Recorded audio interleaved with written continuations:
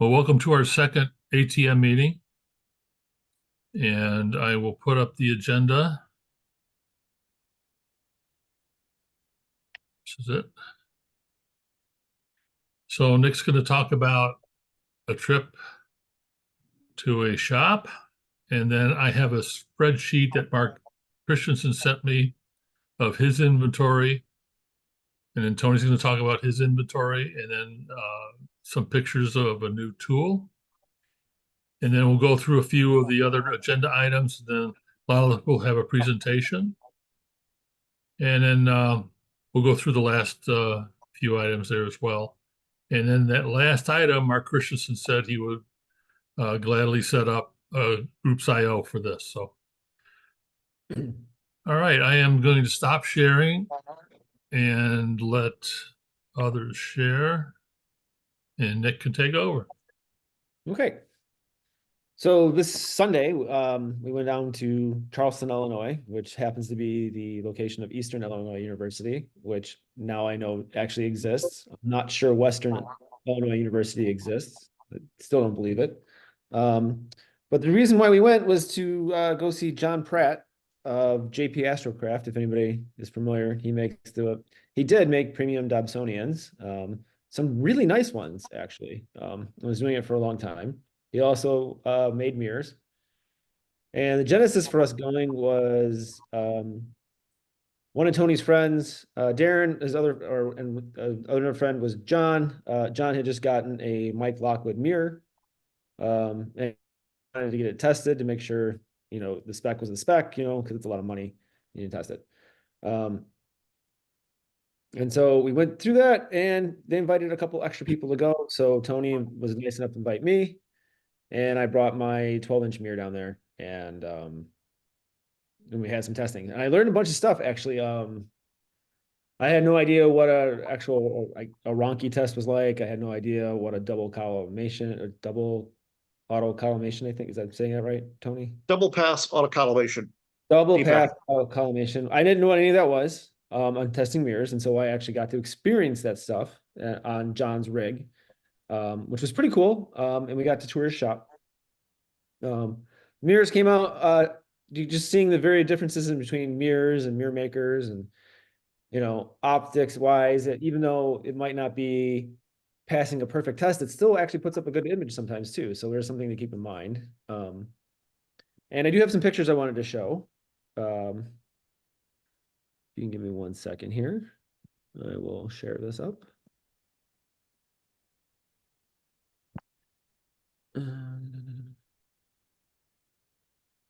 Share.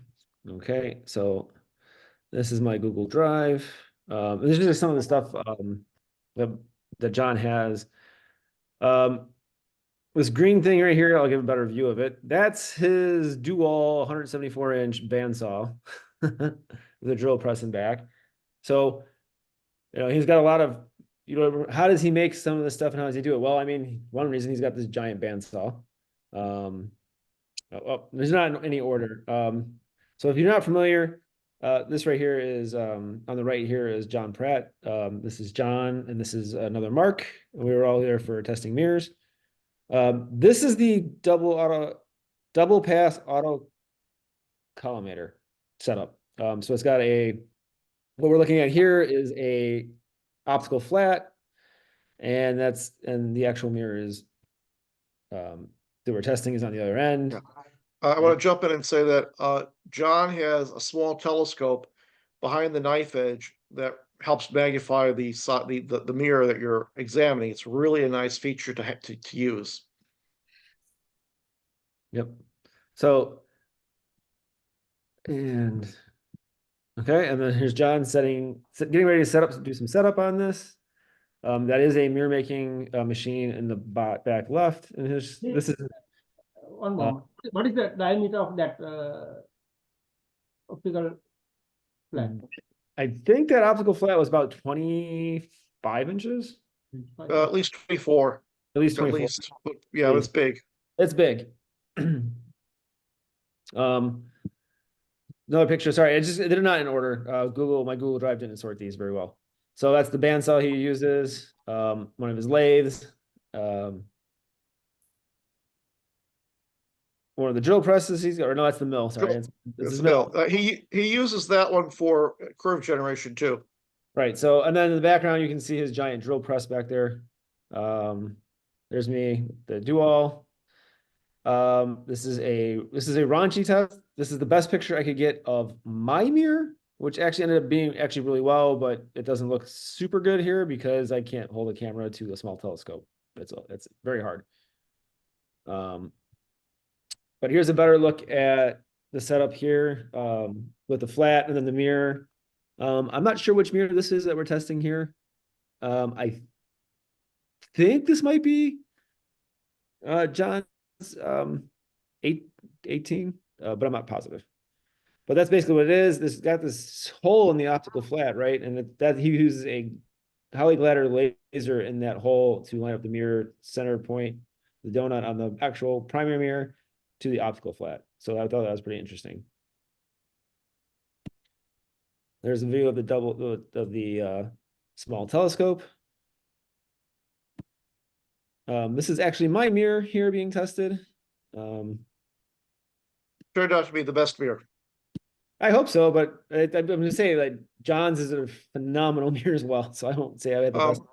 It was 18 inches and prone to a little flexure. Yours has no flexure. So thankfully, go me. But I will say that Jim Seaver's mirror was phenomenal too. Another picture of the do-all. Apparently Eyewitness News still, whatever. It upgraded everything else. Okay, so all the other pictures are apparently everything else. Where is the rest of it? I had extra pictures, I thought. Oh, that's about it, I guess. This is sharing everything else that's not in the directory. I had more, but apparently they didn't transfer over. Where's his location? So this is Charleston, Illinois.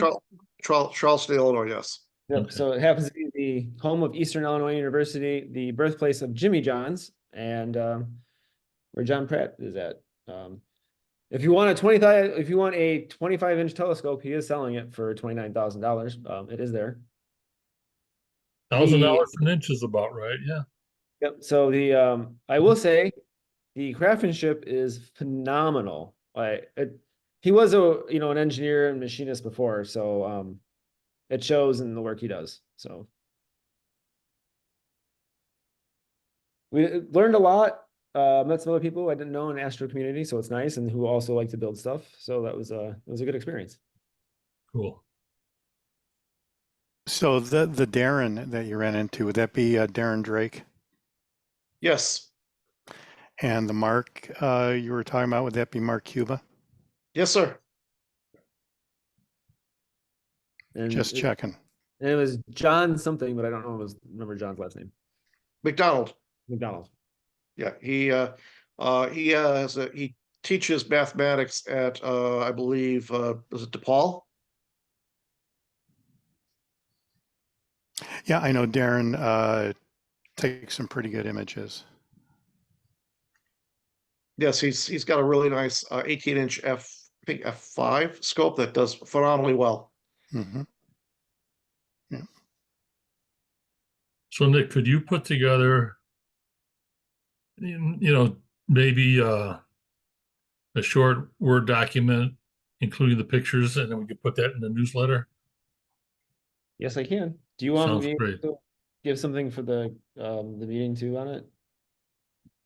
I can actually put it together better and actually have maybe some slides with pictures that are actually in order. Sure. Okay, yeah.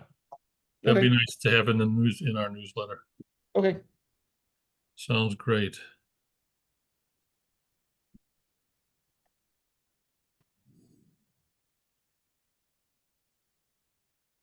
Okay, so now let me pull up the inventory list that Mark Christensen sent.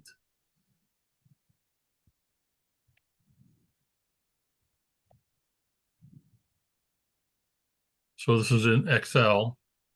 Oh, that's a lot of stuff. He said prices are negotiable and whatever we want to talk to him about.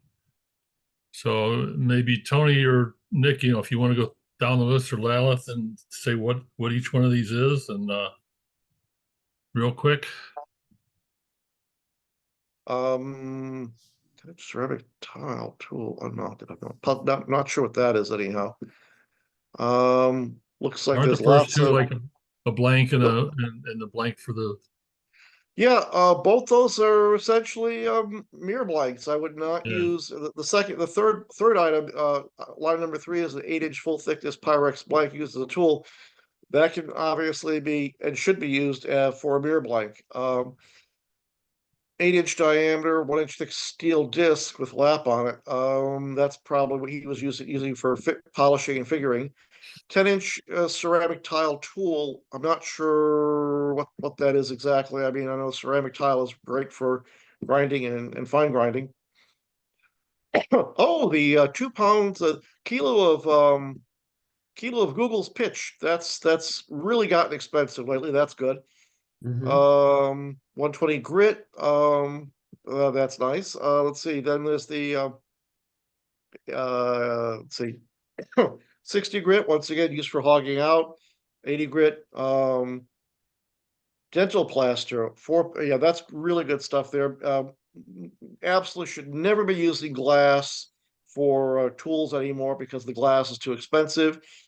I was just looking for, online, for, what the cost would be for a 10-inch piece of glass, 3/4 of an inch thick, round, and the price was like $200. That was just really, I mean, for plate glass, that's a lot of money. Let's see, cerium oxide unopened, that's great. See, then he's got some cerium, another pound of cerium oxide. That's great. There's a 220, line 13, 220 abrasive. Then we come to the finer microns, 8 ounces of 25 micron, 15 micron. The next one down, 9 micron. Yeah, those are all really wonderful stuff. And he's got a quart bag of 60 ounces black polishing rouge. Black polishing rouge is used for figuring. And he's got some miscellaneous 2.5 to 4-inch blanks suitable for secondaries. No, that's a lot of nice stuff. I know that, I will definitely be interested in some of those items on there, particularly the Google's pitch. So I think I think there could be possibly hair pulling, eye gouging over that one. The Hmm. pitch, the blanks for the secondaries, or it Mhm. wouldn't hurt also to have the 4-pound bags dental plaster. I've got lots of that. I can get, well, yeah, obviously as well. Sure, no I mean, argument there. Anyhow. that's a lot of plaster. Then if we're gonna, if you showed me that picture of the 20, you said you had a 16. Mhm. We're gonna go through all of that if we actually start Oh making. no, absolutely, yeah, absolutely. So so what I can do is I will forward this to the people on this meeting. And then you guys can talk to Mark about it whenever you want. Okay? Mhm. Sounds good.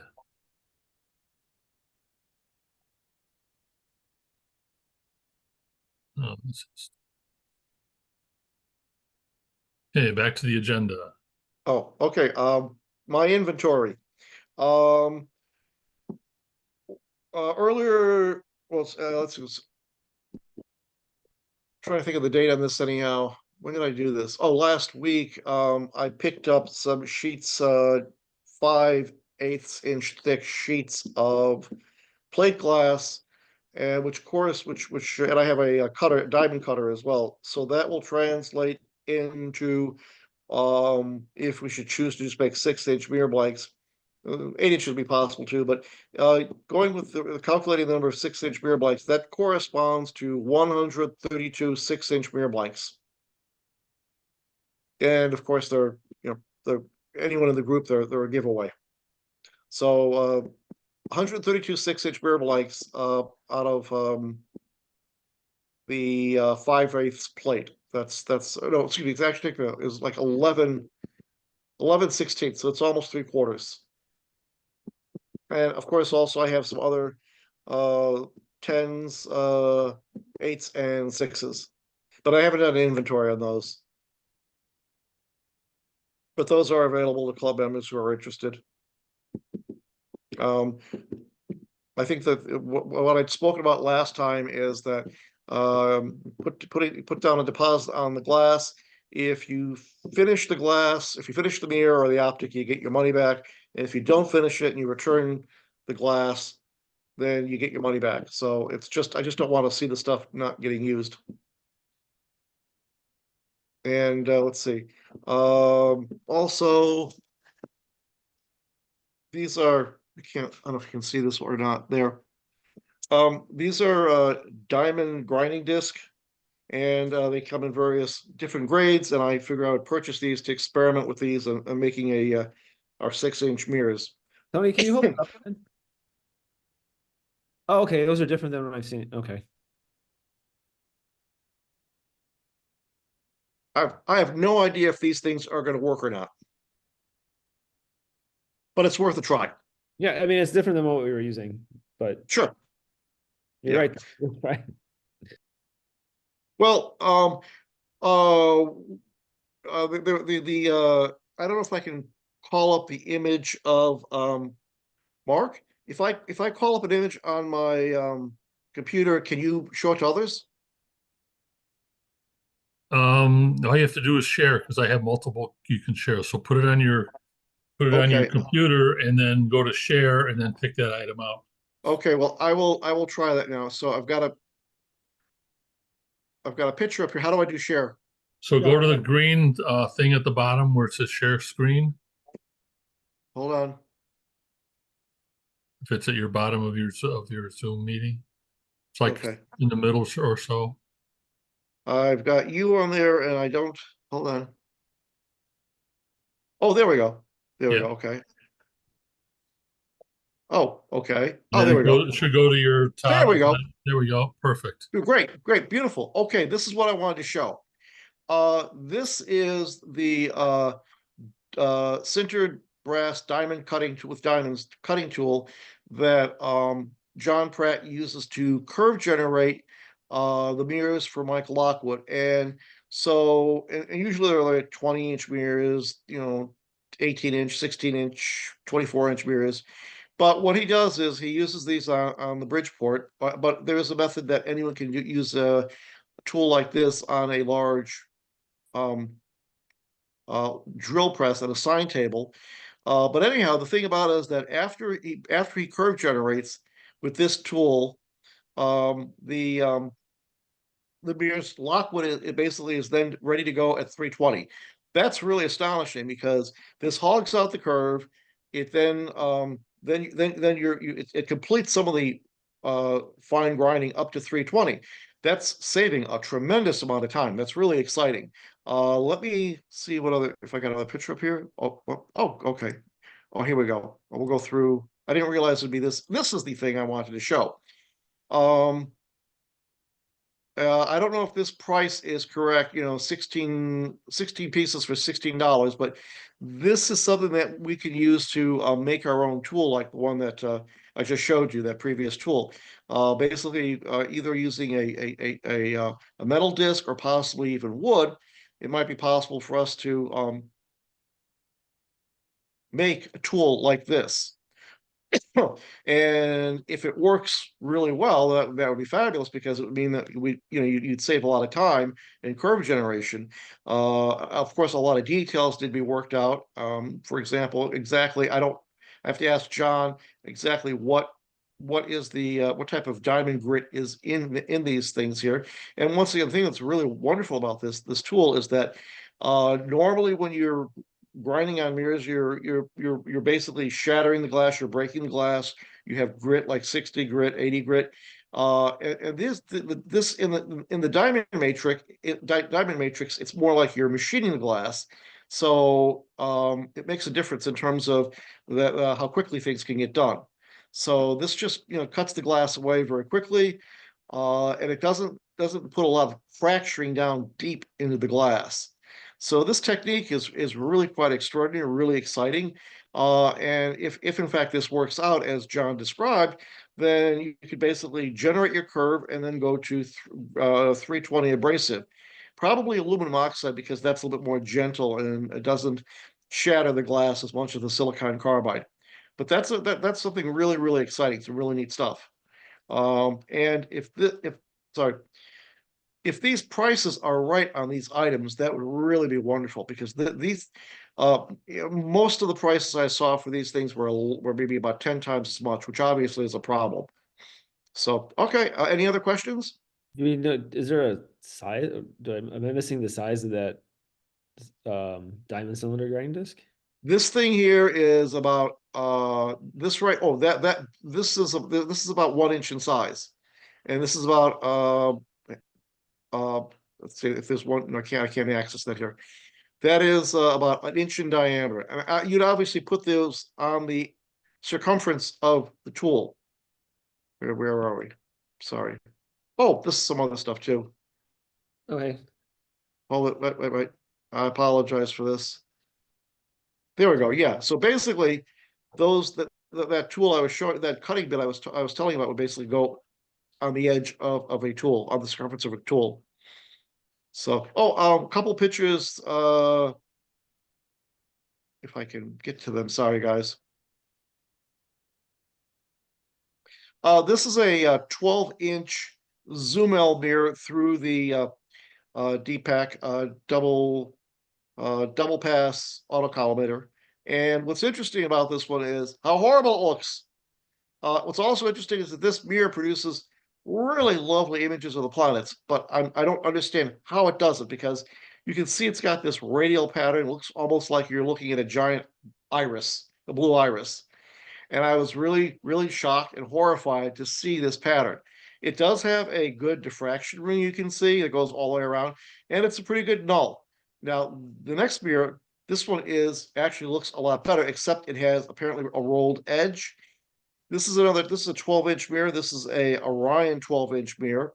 And this one produces lovely images to 300 times, and then that's it. It gets soft. And I think I have to mask out perhaps about a 1/4 of an inch around the edge to cover the rolled edge, and that would hopefully improve the performance of this telescope. So those are two mirrors that I had tested, and like I said, the real surprise was this one right here. I could not. That's the first time I looked at this mirror optical testing wise, and I was shocked. I figured it would actually be a really amazing mirror.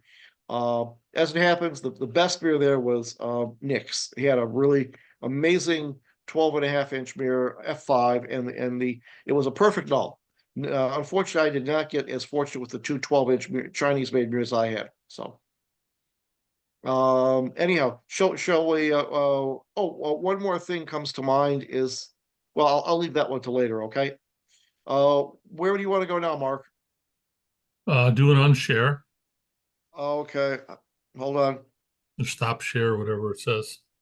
Oh, there it is. Okay. We're I still thought I did. viewing, we're still viewing your screen. I'm puzzled. I thought I just did a stop share or quit share. Oh, there it is. It's up here. Okay, there you are. I'm sorry. Okay. We talked about the inventory of the mirror blanks, right? In the am I correct? We talked about that. Yes. Yeah. Mark has got some mirror blanks available. I've got mirror blanks available. I got Right. lots of plate glass available. Okay. And then the other thing was what tools are available. Well, tools like in terms of using grinding tools like the traditional plate glass, which I would not permit anyone to use plate glass as a tool any longer because it's too valuable. But I mean, you talking about like we nowadays we make our tools with ceramic tile and dental plaster or also hydrostone. So there's essentially, since we make our own, there's an infinite supply that's available. Okay. And then the other item we had from last time was location. It's available for mirror shop. Is anyone been able to find something for that? Thus far, no. Although my garage will be available when the temperatures get warmer. And so I'm willing to make that available. Okay. But we're still going to look for, Absolutely, yes. the best spot we can, right? Okay, Yes. all right. And then Lalith, would you like to go ahead right now? Yes, one moment. I will stop sharing.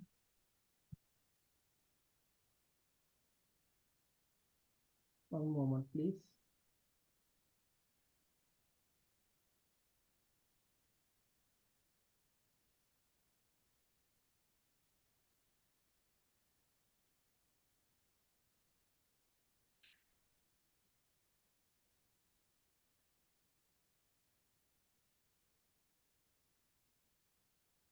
Okay, let me get this.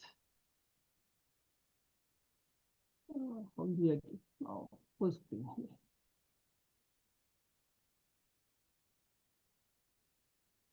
Okay, so we talk. Okay, so regarding location, this is what Naperville Astronomical Society did. This is about 12 years ago. They made mirrors, so they did the outside. So this is their astronomy education facility where they have observatories. So here, this is John Erbinium. So we could also do that. We can do this at Spec Farm. So they use these barrels. I think they put water to the table, and these wooden tops, they build them on site, and this worked well. So this is the first day they were grinding the mirrors. So I think they started it. Then those who were grinding the mirrors did most of the work at home, and they met like this once in a while. And few of them make finished mirrors and build telescopes. So we can do something like that. So it is a very economical way to, so this is another photo of the same thing. One more. So it worked quite well. So probably we should think of doing something like that. So when temperature rises in a month or so, we could arrange something like this at the pet farm. So they use these barrels, but then this how problem is where we can store this when we are not in use. So that is one thing we have to figure out. Or we can, instead of barrels, we can make this kind of stands. This is a stand I made 25 years ago when I was grinding a 10-inch mirror. It is very easy to make. So I built this in my apartment. I was living in an apartment those days. So this is really inexpensive. This is all you need is two beams of 2x4s, and this round disc, you can buy it from Home Depot or Menards. So this is like $9. So you can build this whole thing under $20, and it worked really well. I still have it, and I still use it. And you don't need much tool to build this. When I built this, I had a small band, so that helped. Even without the band, with just the hand, so you can build something like this. So we can build few of this like this. What's the good about this is very compact. You can put in back of your car. So wherever we meet, everyone bring their own stand, do mirror work, and take it back home and do the rest of the work at home. This is I was grinding the 10-inch mirror 25 years ago. So I did in my apartment. So you don't need the even if you are living in the apartment, you can do this. So if you are careful, it doesn't make much mess. What I did is I just want to say, Lalith, the newspaper is now a scarce commodity. Yeah. So you can use some or anything else. For example, I use this. Can you see this? Or I am sharing. Sure. Yeah. So these are bags from Trader Joe. Yep. So anything paper you can use that. Also, when the paper is wet, it grab the glass. You don't need any clips or anything to hold them around the stand. So this works really well. So after you scan, you throw away the paper with all the grit on it. So it's very clean. It doesn't make a mess. So this is some suggestion what we can do in terms of the mirror shop. Okay. Oh, this is a picture of the optical shop at Adler. So That's the Adler shop. yeah, if you have something like that would be great, but Oh, that- Lalith, notice the gentleman who's holding he's got it looks like a 12-inch mirror, but then he's got a huge piece of glass, plate glass. Nowadays, because glass is so scarce, I think we'd be willing to kill for the plate glass, the glass he's using as a tool. everything is like that. This is my mirror, Yeah. this is my blank, and this Yeah. is my glass tool. So this is about 30 years ago. Really. So those are good old days. Anyway, so I think also in terms of this book, what we try to do is get younger people interested. So I would really like to get like high school students. I don't know how to do that. This will be a really nice class project for them to do. So, okay. So first I want to, after the last meeting, I thought of making some kind of a prototype so we can show to get people interested what we can do. So I thought of grinding an 8-inch mirror, F6. So I asked Mark Christiansen and Tony if they have any 8-inch blank. So Tony replied first, and he wrote it. So I started grinding an 8-inch mirror to just as a prototype, and I'm doing this without any special facilities, just old-fashioned way, just with hands, no power tools, no machines. Okay. So I'm doing it in my kitchen. So I have a basement, but I like to do it in kitchen to show that you don't need any special place. You can do in your kitchen, in your garage, in your patio, anywhere. And so the blank I got from Tony was has a convex one side because it had been used as a tool before. So first thing I did was I wanted to make it flat, grind it flat. So for that I used an 8-inch steel flat. This is a barbell, 10-pound barbell, exactly 8 inches in diameter. So I rubbed this blank convex side on this barbell with number 60 silicon carbide. It took about 6 hours for me to do it. 6 hours? Not 6 hours, 3 hours. 3 hours. Oh, 3 hours. Nonetheless, 3 hours. You know, the whole. I was going to say that with the core, with the diamond core bit and the drill press, that's maybe 20 minutes. Yeah. But everyone don't have drill press and diamond bits. So I'm doing this as a example project. Anyone can do. Okay. So after 3 hours, I got mirror flat. Then I start hogging it. So to hog, I use this pipe fitting, but 2 inches in diameter. So this is like a sub-diameter tool. I'm grinding tool on top, a 2-inch sub-diameter. This is steel tool with number 6 silicon carbide. Yeah, I want to say that right there, using the cast iron pipe fitting is really good, and it's great, and you're not wasting a beautiful piece of glass, and it's fast and cheap and more efficient than the old method of using a piece of glass. Yeah, it worked really well also. Actually, it took me a while to get the real stroke, to optimize the stroke. After I got that, it moved really fast. It took about 2 hours to get the F6 curve. Actually, I overdid it. It was working so well. When I checked the Sagitta, it was almost where I want to be. Initially, I wanted to stop it about 10 thousandths before the required Sagitta, so do the rest using silicon carbide. So anyway, this is at the end of the hogging.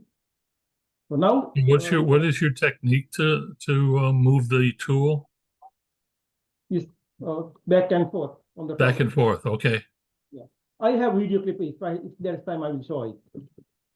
and then you rotate for randomness. Yeah. Just like you. So this is basically this pipe fitting is just your tool. Right, and you It's turn like- that you rotate that, and you turn around, so that's where you get your Yeah. randomness. Okay, Just like you grind the mirror. okay.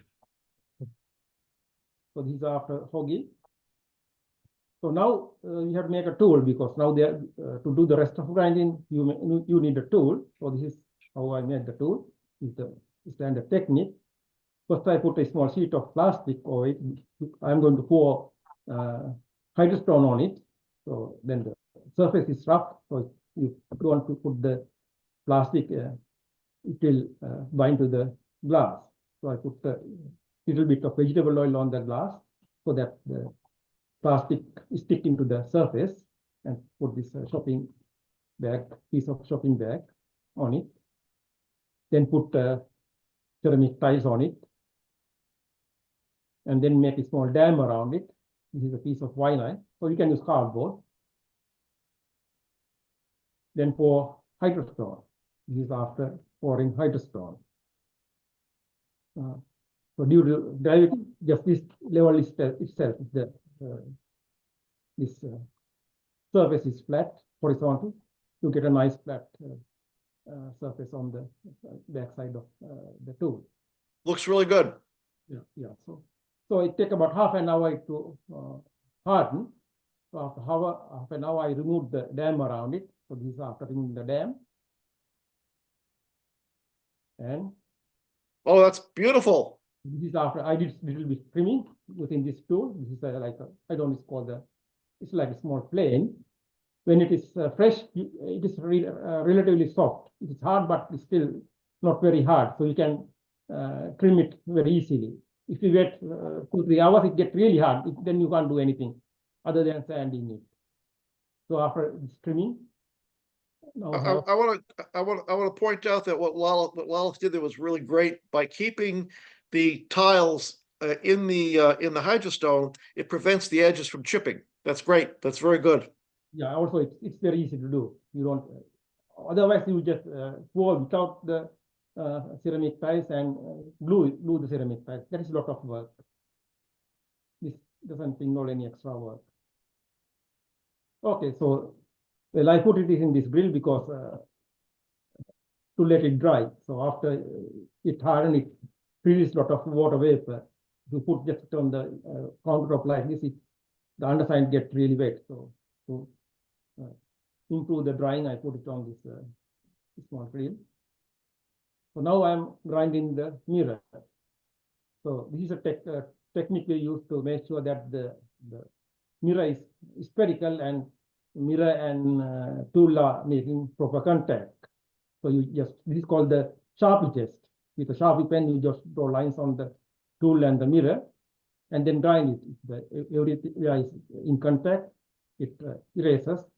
It doesn't make contact, the marks remain. So after a few minutes of grinding, you see everything is disappeared. All the marks in the middle is disappeared, but there's a ring around the edge, so the edge is still not making contact. So I want to grind more on the edge, so I did this cordial stroke, emphasizing the edge. So after doing that, this is what ended up with. Now edge is round, but now center is not making contact, so we have to correct that. So after little more grinding, much input, so this continued. So I did with the number 80 grit until both tool and mirror making proper contact, good contact. After that, gradually went to finer and finer grit to smooth the surface. So this is fine grinding after going through 120, 220, 320. These are the final stages of fine grinding with aluminum oxide abrasives.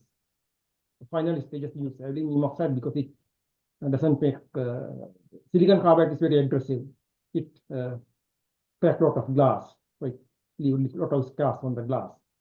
Aluminum oxide is much more gentler. So the final stage of fine grinding usually use aluminum oxide. So this is 25 micron aluminum oxide. So these are very like powder. So the way you apply is just to dissolve it in water and apply as a solution. So at that point, so this is after a little bit grinding with the aluminum oxide, the tool looks like. It's very smooth. and this is the glass. I am using this gauge to measure the sagittarius. Again, I built this gauge about 25 years ago when I did another 10-inch mirror. So this mirror is now in the fine grinding stage. So this is about 2 weeks ago. At that point, I got distracted by another project I was doing. So I stopped working on this mirror. Otherwise, if I continued, by now at least I have finished polishing. The reason I will tell you the reason why I got distracted. I was working on a 20-inch mirror for a few months now. So I think I showed this. Okay, well, I made this slide thinking that there will be a lot of newcomers. So I made this slide. I think you all have done mirror grinding. So this is nothing new here. So what is fascinating about mirror grinding is without any specialized tools, just with your hands, you can make a mirror.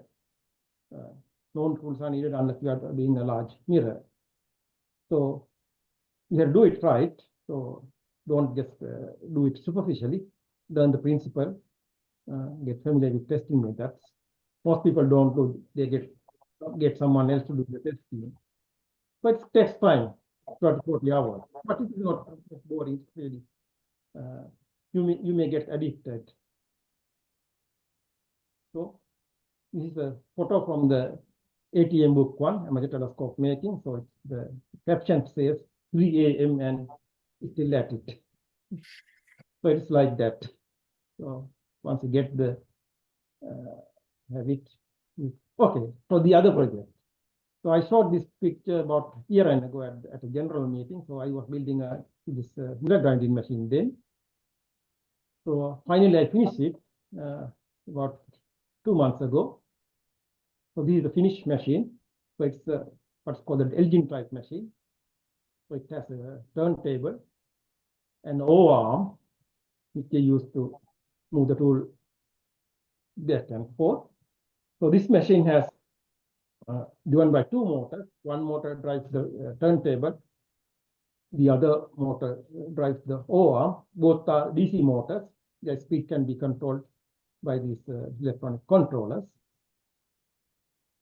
So after finishing the machine, I got a mirror blank. Earlier, I was thinking of grinding an 18-inch mirror blank, but now I built a 14-inch telescope last year. So going from 14 to 18 is not much improvement. So I thought of doing a 20-inch mirror.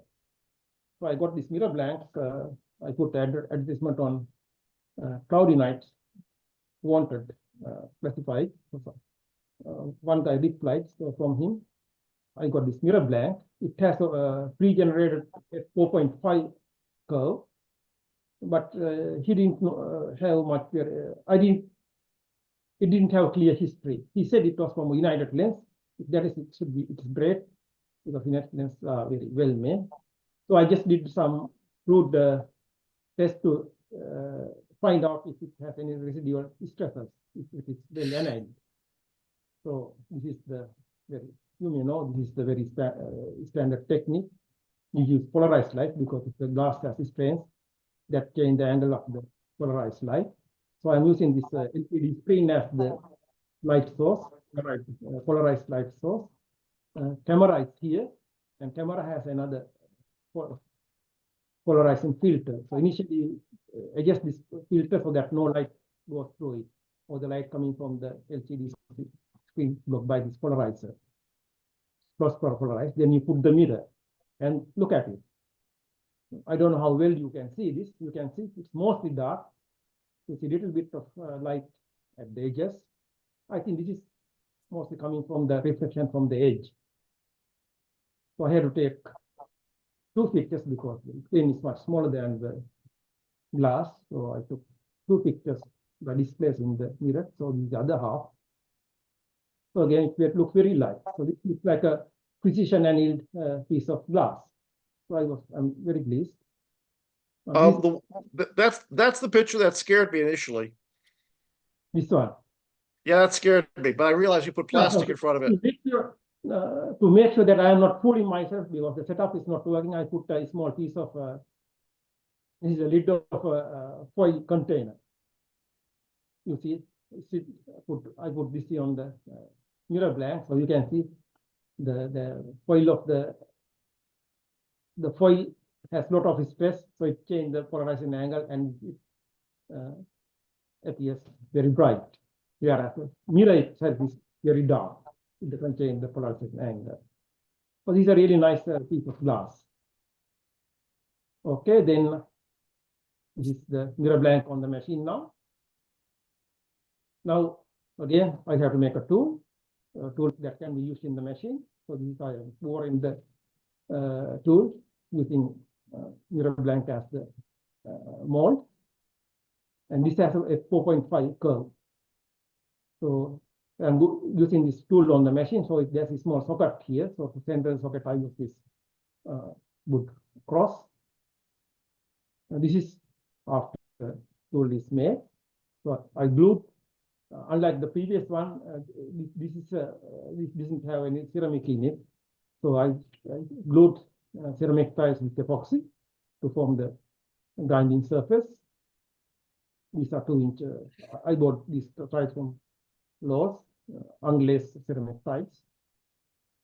This is the back side of the tool. So this is the socket where the spindle of the machine goes. And now it is drying. Tool on the top. I added few extra weight to increase the rate of grinding. Then we just grind it. This is after rough grinding. So I increased the, I deepened the curve up to 3.8. It already had 4.5. I deepened it up to 3.8. And this is, I'm using this depth gauge to measure the oval sagitta. In addition, I have a small homemade spirometer. It's about 5 inches in diameter because when you're grinding a larger blank with a sub-diameter tool, the curvature may not be same everywhere. It may not be spherical. It may be ellipsoid or spheroid or something, some other shape. To make sure that you take a small spirometer and measure it at different locations on the surface to make sure that it has a uniform curvature all over. So this spirometer has this manufactured digital gauge, so it can read up to fraction of a 10,000 of an inch sub-micron resolution. So this can detect radius curvature up to about ½ inch accuracy. I made another tool in addition to the grinding tool I showed you. This is a flat tool. The surface is flat and it has, instead of ceramic tile, it has metal washers. So I used this to flatten the back of the mirror blank. It was really good, but I want to, this is the first time I made a hydrostone tool. So before I made the main grinding tool, I want to practice something. So I thought of first make another tool just to practice making hydrostone tool. That was the main purpose to making this. Since I was making it, I want to make it useful. So I made a flat tool. I use this to flatten the back of the mirror blank. So these after grinding it to back of the mirror blank. So I grind it up to 320 bricks. Now it's very smooth. It is flat to within half of a 10,000 of an inch. Yeah, Oh. it's really important. I want to mention it's really important that the back of the mirror is flat. Otherwise, you can wind up with astigmatism.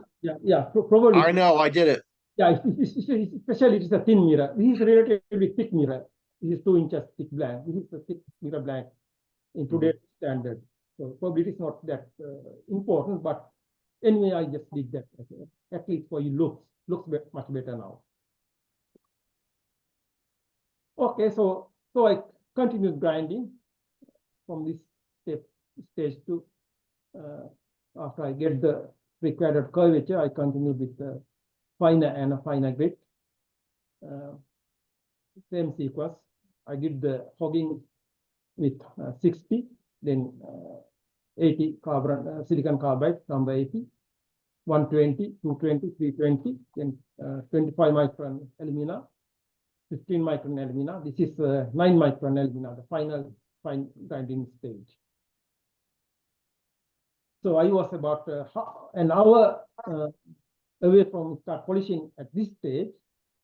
And throughout the grinding, I'm using one of these magnifiers to look at examine the surface. You examine it the way you decide to switch to the next finer grade is you look through the magnifier like this until all the larger pits generated by the previous grade is gone. So after this stage, when I examine this, I started seeing these strange features. Oh. Let me give me a moment. Why it is doing that? Okay. So when I examine the surface with this magnifier, I started to see a lot of these features. They look like, almost look like scratches. In addition to this, there are a lot of tiny pits-like things. So I thought somehow my alumina is contaminated and it scratched the whole surface. I was really disappointed because I did all this thing during the holiday season. So just before an hour before the final grinding stage, I saw it. I thought all my work was showing. So I was so disappointed. I put it away. I didn't touch it for several weeks. And then it started grinding the 8-inch mirror. When I was grinding the 8-inch mirror, when it comes to the alumina grinding stage, I saw the same features. This time I was really careful not to contaminate the area. So I knew there was something wrong. Of course, when I examine closely, these are nothing but small pieces of fibers from the paper towel I used to wipe the surface. So these are not scratches. So that was one of the joyful moments when I realized that my 20-inch mirror is just fine. I didn't ruin it. So I continued grinding.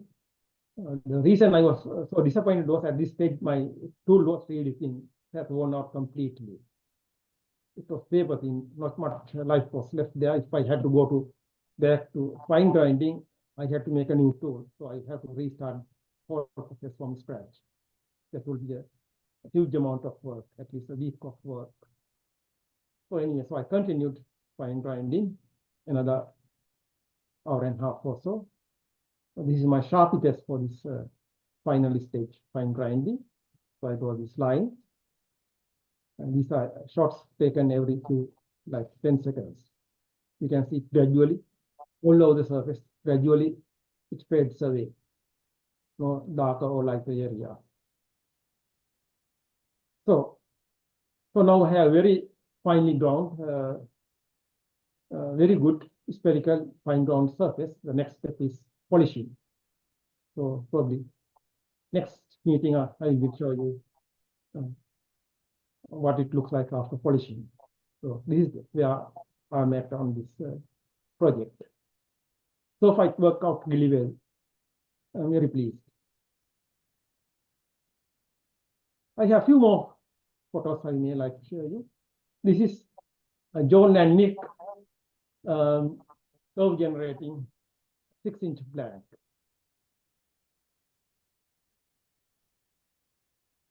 With a diamond tool. One more thing, I have a short video clip, let me show you that one too.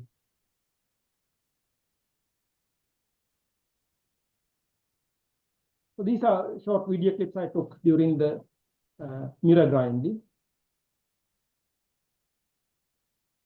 So this is the machine, mirror blank on it.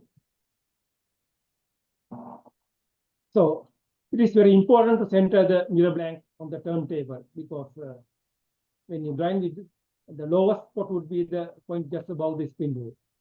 So if it is changing, each time you move the mirror, it will generate a different spherical surface on the surface. So it's very important to keep the mirror blank centered. So These are at the initial stage. Initially, I centered it within about 15 mils.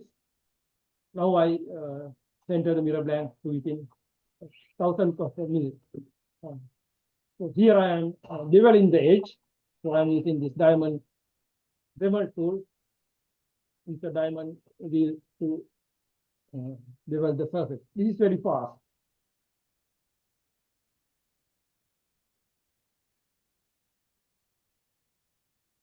And this is first time I'm grinding the surface using the machine. So put the grit, number 60 grit, some water, and spread the. I don't see any videos on my screen right now. Yeah, I don't see anything else either. You don't see? Let me No, try. no, it's just a picture of the, it's a stationary picture of the drill Okay, press and the, okay. One moment then, please. sure. I know why it is there because I have to stop share and start share again.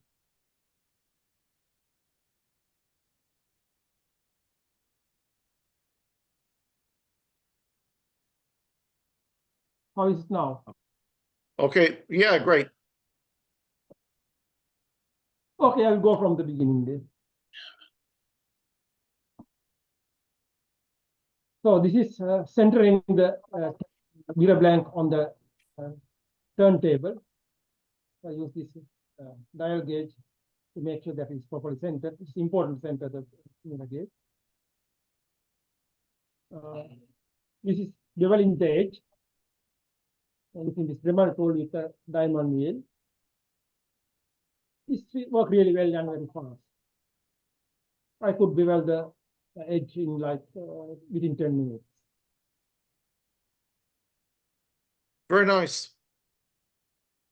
This is the grinding first time, number 60 grit with some water, and you then spread it with, then you put the tool on it. We used a salt shaker to spread the grit.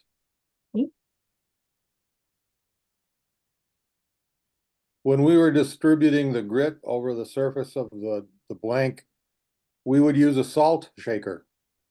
No, I just put it with a spoon.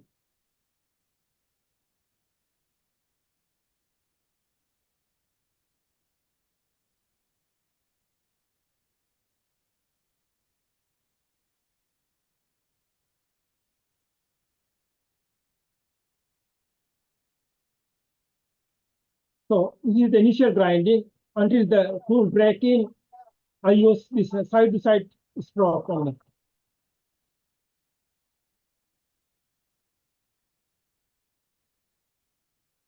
You can hear when the tool get to the near the edge, it gets louder because that is when the grinding effectively happens.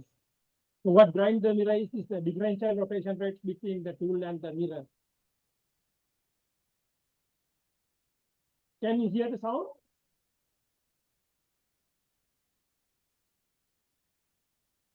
Let me fast forward a little bit.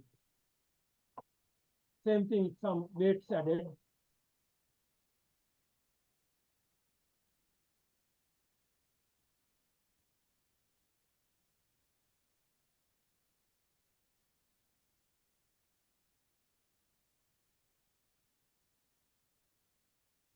So this is how I add abrasives with the spoon.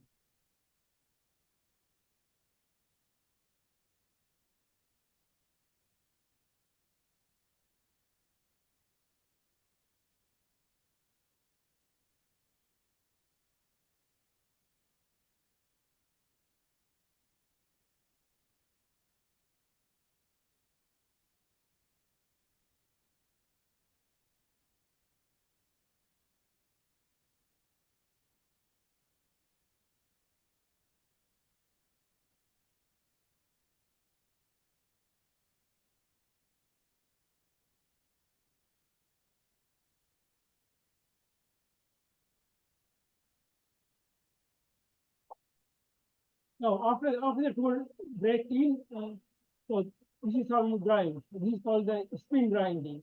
You don't move the tool very much. It's almost stationary. and keep it a little bit offset.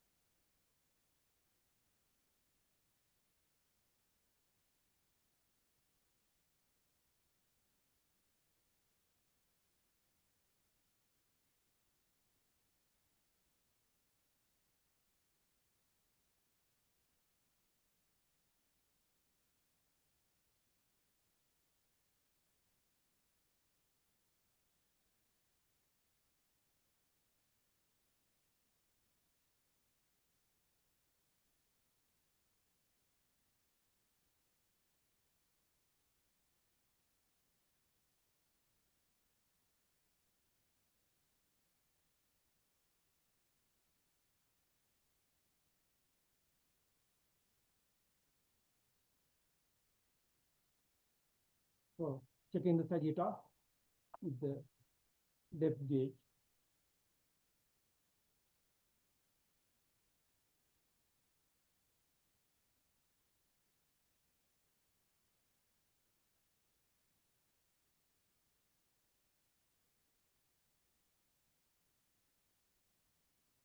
So this is very close to the required Sagitta was 0.9, so now it's very close. So then you check with the sperometer, if it's uniform all over the surface.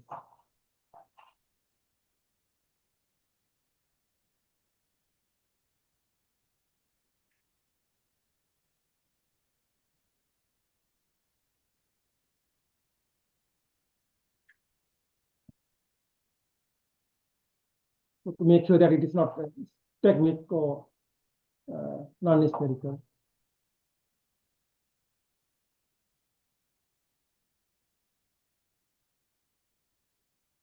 Okay, let me fast forward.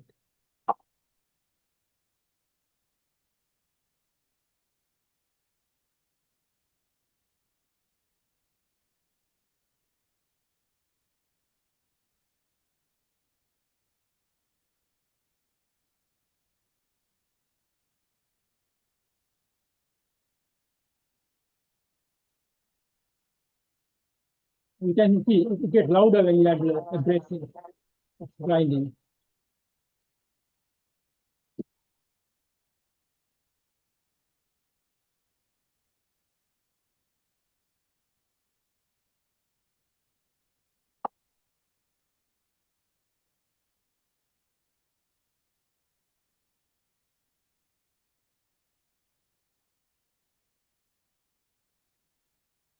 The tool is more of stationary. Just a little bigger to make it uniform. Otherwise, it stays clear again. Like this differential rotation creates between tool and the mirror which grinds the surface.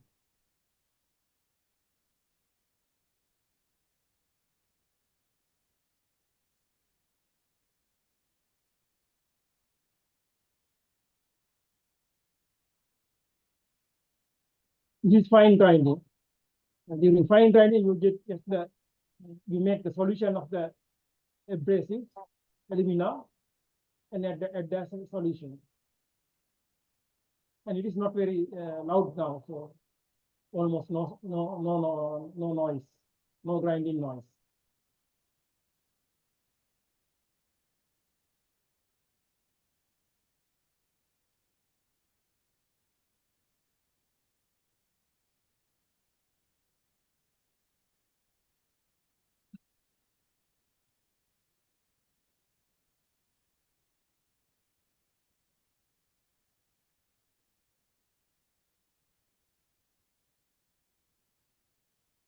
Okay, that's all I have to show.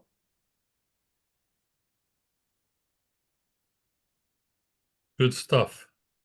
Thank you. Welcome.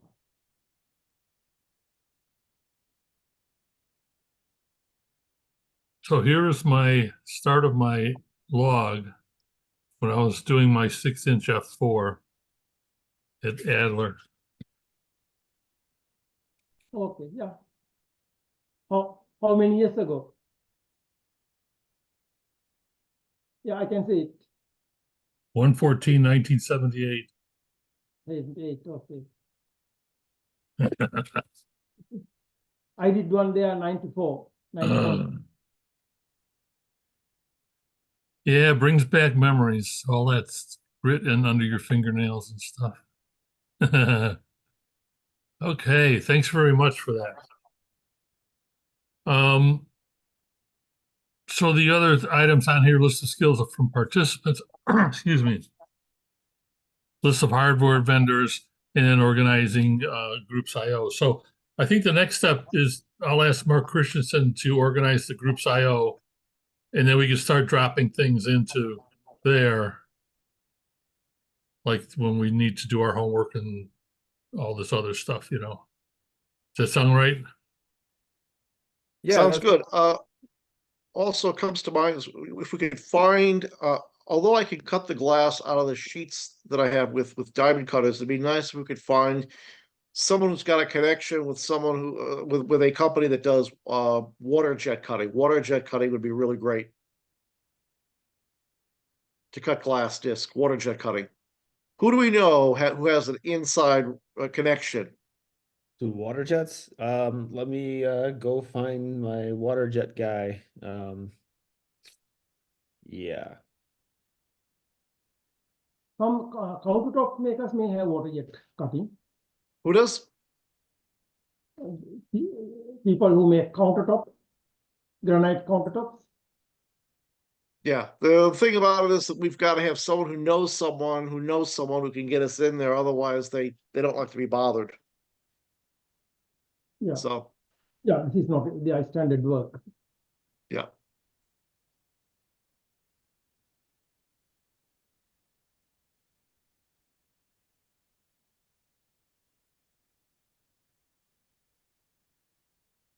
Okay, so then I will work on getting the group's IO and then the water jet cutting for glass. Any other to-do items?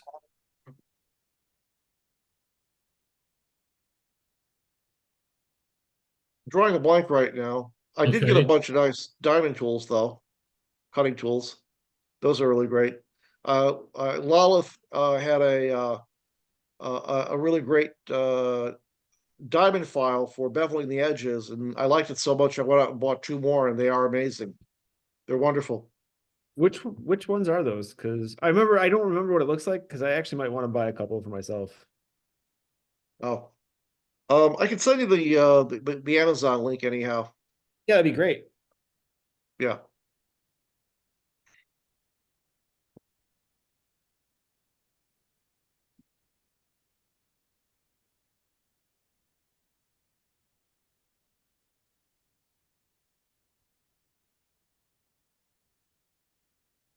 Bob, I want to ask you, what is that telescope behind you? The image with all the wiring.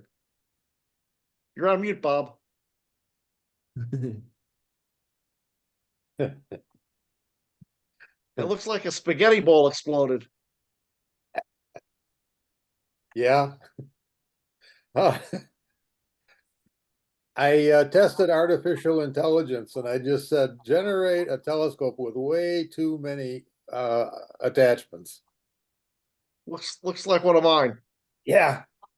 When that came back, it just knocked me off my chair. I mean, they even have a Canon camera and an iPhone, and you know, I'm That's afraid impressive. some of the things on there, I don't even know what they are. But every single one of them is a telescope attachment. Sure. That's impressive. Took me 10 seconds. Wow. You'd That's expect Mel crazy. Brooks to do something like that. Yeah. There's even a couple of hand grenades back there. Yeah.